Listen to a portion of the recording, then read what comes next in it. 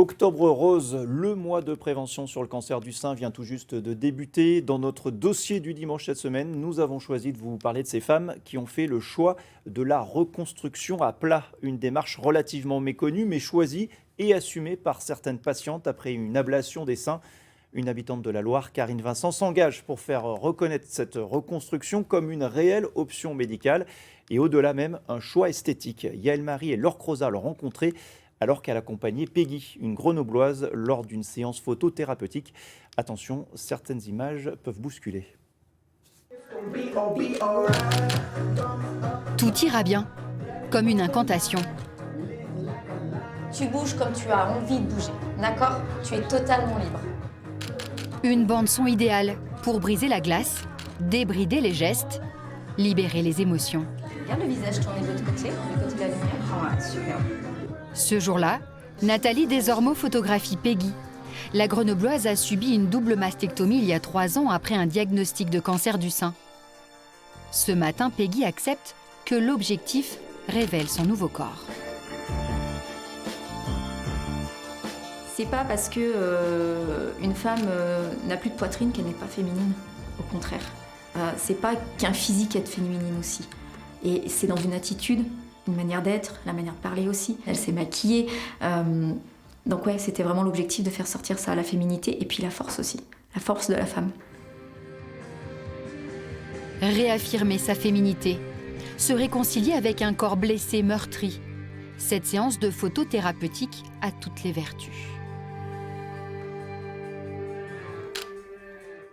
Totalement vidée, mais heureuse d'avoir permis peut-être de libérer plein de choses et puis d'avoir aussi peut-être guidé beaucoup de femmes dans ce chemin.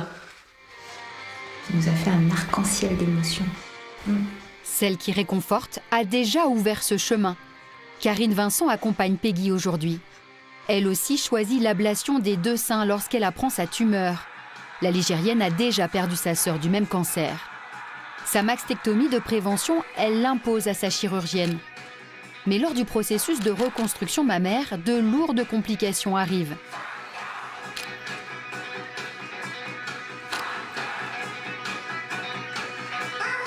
Donc là, je commence à me dire que je veux enlever ces prothèses. Je parle pas de reconstruction à plat. Je dis, vous m'enlevez tout, en fait. C'était ça, la logique. Et sur le enlever tout, je commence à en parler à ma chirurgienne, du coup, parce que c'est elle qui assure mon suivi. Et elle me dit, non, en fait, vous avez vu le travail qu'on a fait, quoi. Enfin, c'est beau, quoi. C'est vraiment super beau. Face à l'incompréhension du milieu médical, Karine trouve des témoignages, des modèles sur les réseaux sociaux, notamment au Canada. De l'autre côté de l'océan, plusieurs femmes parfois décédées aujourd'hui postent des photos de leur reconstruction à plat, avec fini esthétique. Linda montre, elle, ses excédents de peau, témoins d'une reconstruction ratée. Un acte qui a été commis sur mon corps, contre mon gré, sans mon consentement. Et c'est ça, j'étais même pas consciente de ce qui se passait.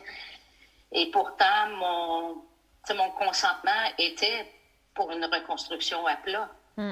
Pas pour laisser la peau dans le but de refaire une reconstruction plus tard. Et du coup, je prends conscience de à quoi pourrait ressembler mon corps. Image que je n'ai jamais vue à aucun moment du parcours. Autant j'ai vu des reconstructions avec volume des différentes techniques, autant celle-ci, je ne les vois pas. Je renvoie un mail à la chirurgienne en disant « Ok, je veux le faire.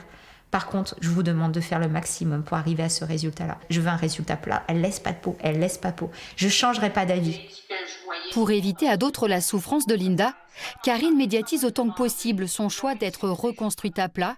À son tour, elle a osé dévoiler ses cicatrices. Je pense que cette photo, elle était dans la douceur, dans l'apaisement, dans l'espoir. Donc ça, j'ai envie de dire, j'en avais aussi besoin moi, mais on peut aussi en donner au travers de ces photos-là. Je le vois plus comme une mission et dans l'ordre des choses de rendre ce qu'on m'a donné, quoi. Sur la toile, les extraplates sortent de l'ombre. Un collectif est en train de naître. Karine Vincent participe aussi à un groupe de travail sur la reconstruction mammaire au sein de la Haute Autorité de Santé. Les débats sont confidentiels, mais les espoirs immenses.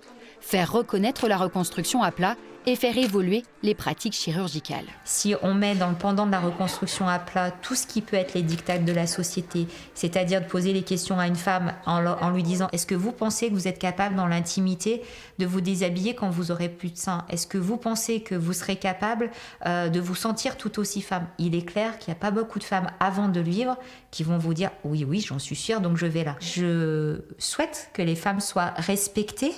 Et les respecter, c'est aussi leur donner les moyens d'être accompagnées pour entendre leur petite voix à elles d'abord. Ma mission personnelle est d'espérer aboutir à ce qu'enfin, sur des documents écrits qui soient distribués aux femmes, on présente la reconstruction à plat au même titre que les autres. Ce jour-là, Peggy n'ira pas plus loin. Si elle masque encore un peu ses cicatrices, elle affiche les stigmates du cancer qui ont profondément marqué son corps et sa vie. C'est sa petite voix à elle.